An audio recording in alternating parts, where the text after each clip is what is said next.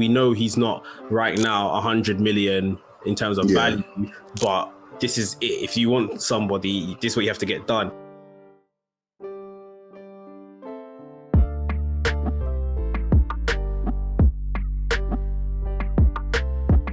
You know, there hasn't been anything that's more hard work than securing the signing of Declan Rice. We've avoided it for 30 minutes talking about the big incoming. This is a record, you know. Bro, we literally every week we called it Rice Watch because we're literally just here talking about Declan Rice, but we're here now. Declan Rice is going to be an Arsenal player.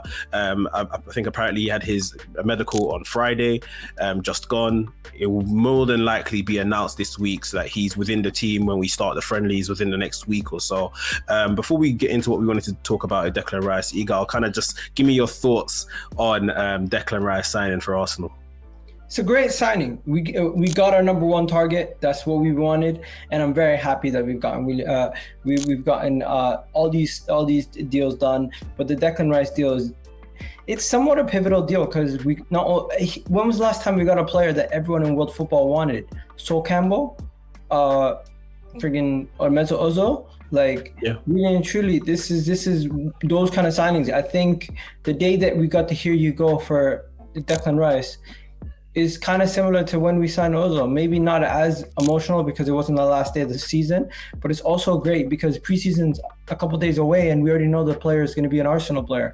And that midfield is where games are won and lost. And I really do believe we have one of the best midfielders in the Premier League joining our club. And West Ham, we had to pay a record fee, but this is the kind of money you have to pay for players. I'm not going to complain about his wages. I'm not going to complain about his price tag. Really and truly, if you want good players, you want to compete for major trophies, you have to pay these kind of prices. And that's what we got to do. And I'm happy that we are doing it, and it shows that we have the ambition to succeed. So you mentioned we have to pay these kind of prices. Did Arsenal overpay for Declan Rice? Of course we did, but nowadays this is what you have to do. By how much would you say we overpaid? I would say he's more valued to around 80 million, but what you have to understand is 90 million is the new 50 or 60. Right? The prices have been inflated in football to a level where it's unimaginable. So this is what you have to pay nowadays, and this is somewhat the norm. So we gotta get used to it.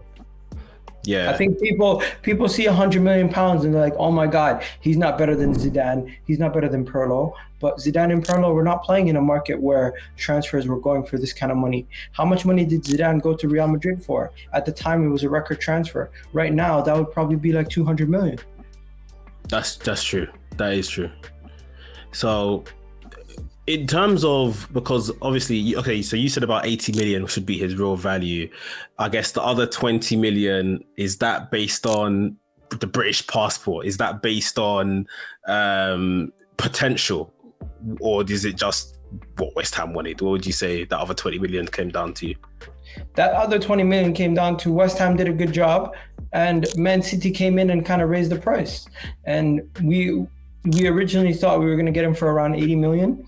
That's including add-ons. We had to pay 105. And the good thing is for West Ham, they got their valuation for their player. Arsenal gets their player. And we somehow fended off Man City, Manchester United, Chelsea, Liverpool, Bayern Munich. And when was the last time we were able to get a player over all those clubs? I don't remember.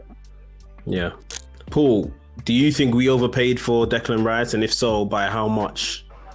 We definitely overpaid, but it's just part and parcel of the game at this point. You know, I think I'm hearing about 80 million. I think 75, 8. I mean, if we're being real, like who really does cost that much? But I mean, I would have been happy if we had paid somewhere in the region of 80. I would have felt okay with that. I think we probably overpaid on his true value by maybe about 20, 25 million. You know, even if we got him for like 75, I was thinking, yeah, that's probably where the true value is. But he's got the British passport. He's West Ham's captain. He's their best player. You know, it was always going to push up, and they're trying to make history by being like, you know, yeah, we sold the player who became the British record for a transfer and all that stuff. So, you know, I was open for it being around the 100 mark. All the rumors, like prior, obviously before the deal was agreed, of like 120, I was saying we should walk away, you know, if it's getting to that point, because I don't think he's worth that. I think it's just, it would have been too much. But maybe in a sense we had gone too far to kind of drop out or come back and be like, oh, you know, we've already spent 105 and they want 120, just give them the extra 15. But, you know, you've already spent 105. So yeah, I reckon we've overpaid by a bit, but you know, it'd be different if this was someone coming from La Liga or Ligue 1 or something like that. You probably would have been able to get potentially a cheaper deal because they don't have those add-ons, shall I say, in the British passport and, you know, captain and all that kind of stuff. Plus they know we've got money. So yeah. I'm not gonna lie, if it got to 120 million, I think I still would have paid it. I think I still would have paid it to get the deal done and bring him in. Yeah, I think, and that's what we're all talking here. Like, we know he's not right now 100 million in terms of value, but this is it. If you want somebody, this is what you have to get done. You know, I guess good thing for him is he went and won that Europa Conference League thing, which without that would have then added something on top of that. And it's like, you know, at the end of the day, you know, Egon reeled off the teams that we were competing with to get this guy's signature on the contract, and it's like, you just have to bite the bullet and do some things that you wouldn't necessarily do, and doesn't necessarily make sense, but we need this player. And you know, I'll also add in here, like, kudos to Declan Rice, because we've seen a lot of players that, you know, they want to stay at their clubs, become club legends, and haven't moved on. Like, sometimes it is fear of, you know, will the fans still love me if I go somewhere else, and all that kind of stuff. Like, but you know, he's put on his big boy pants and he's made a big move, and there's undoubtedly going to be pressure on him, but I think he can handle it. I think it's safe to say if Man City were willing to go to a bidding war, we were prepared to go to a bidding war. But I think there is a price that everybody has where they're saying, you know, enough is enough. We have to stop. Away. And what that price would be, I don't know. But Mikel Arteta, Edu, and the Cronkies made it clear that they're not going to give up until they get their man, and they got their man. Yeah, they really showed that, you know, this was the number one signing of the summer that they really wanted to get done. You know, nothing was kind of gonna knock them off, and unless, like you say, the price just went absolutely crazy.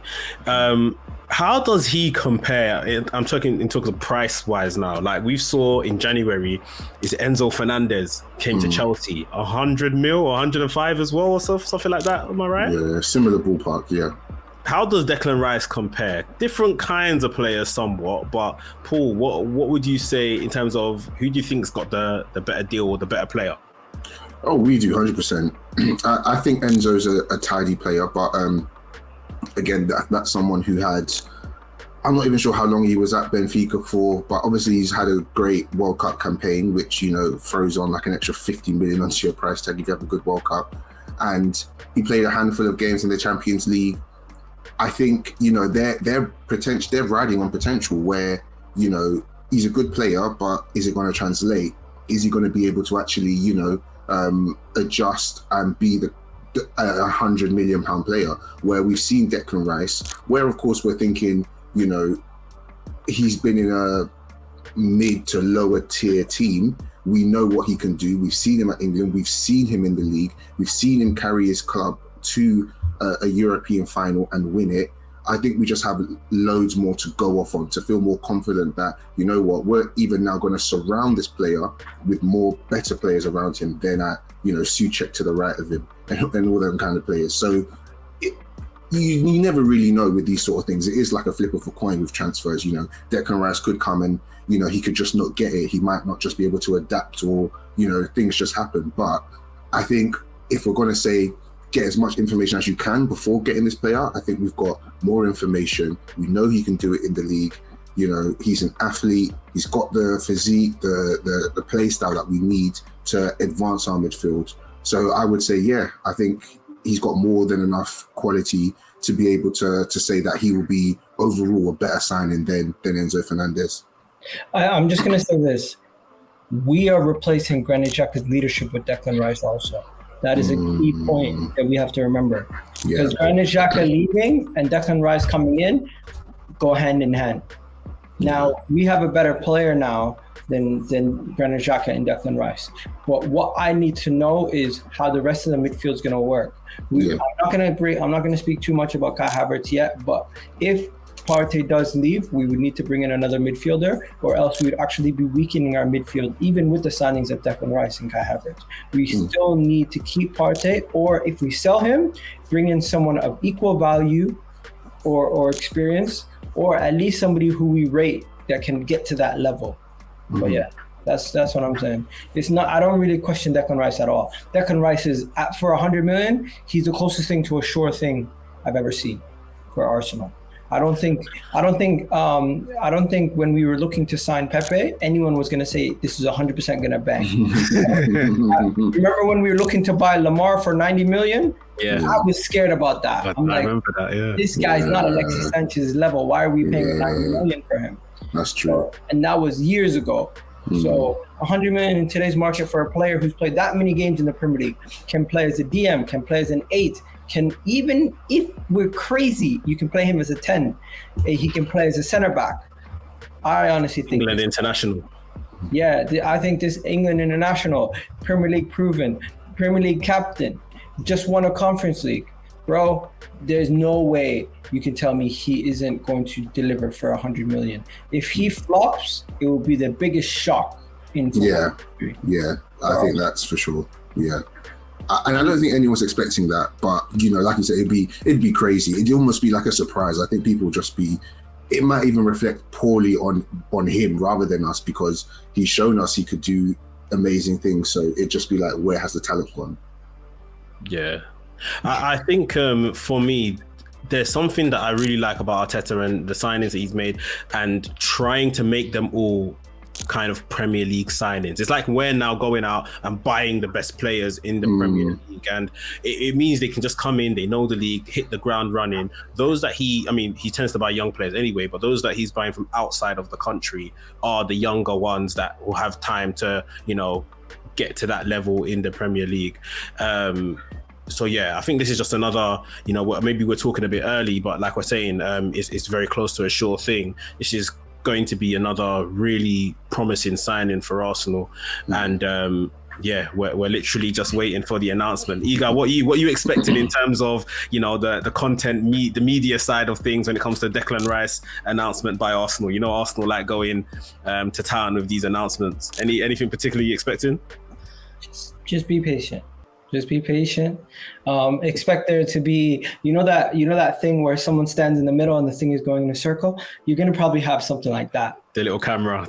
Yeah, the camera going in a circle. They're going to do something similar to Russo probably. Arsenal, man. They recycle things. So they're going to probably find a way to recycle that.